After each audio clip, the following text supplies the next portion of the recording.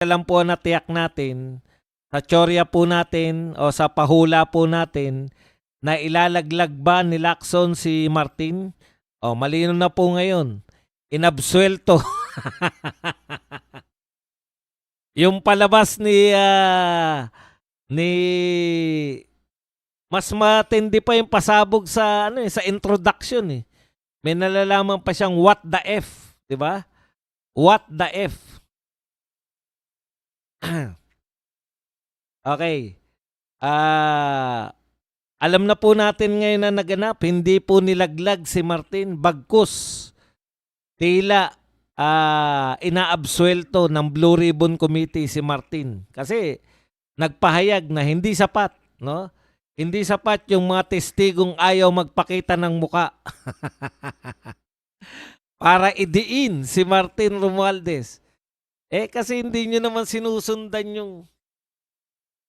Halimbawa, nabanggit ba ni Diskaya si Martin Romualdez? Nabanggit. Binibigyan ba ng pera si Martin? Binibigyan. May binanggit bang pangalan? Kay Martin ba binibigay yung pera? Hindi daw.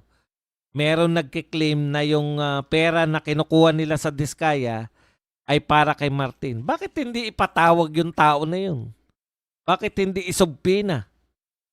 Si Gutesa, kung nawawala na si Gutesa, may mga binanggit si Gutesa ng mga pangalan. Bakit hindi imbitahan?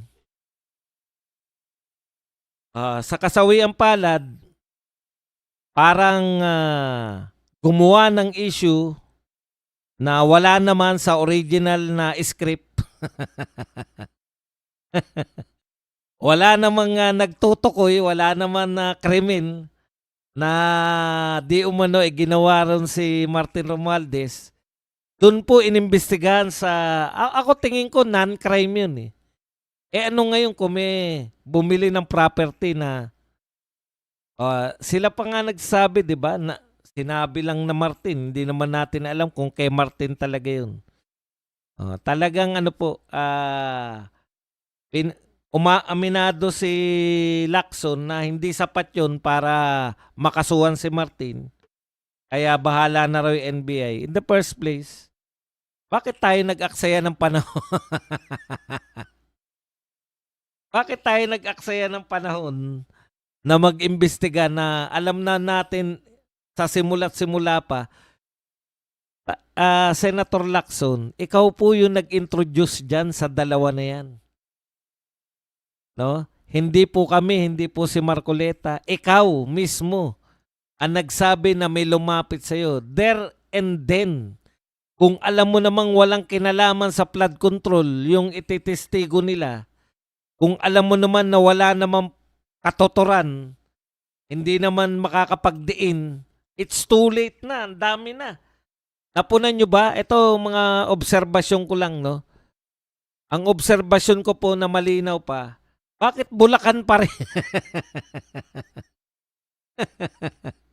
Bakit hindi po tayo kumuha naman ng halimbawa sa Ilocos Norte, di ba? O kaya sa Baguio, okay.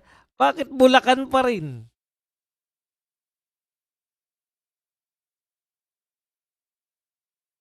Talagang ang purpose nila palabnawin eh.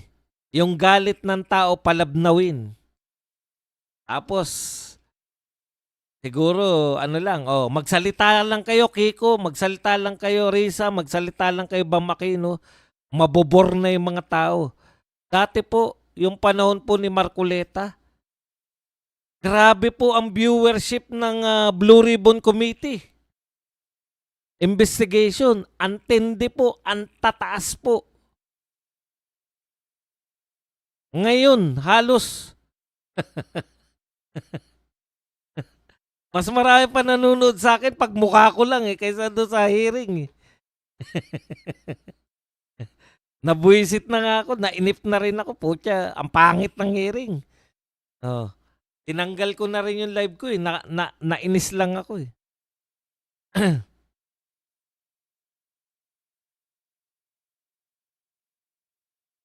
Hanggang ngayon, Bulacan engineers pa rin ang ibig sabihin.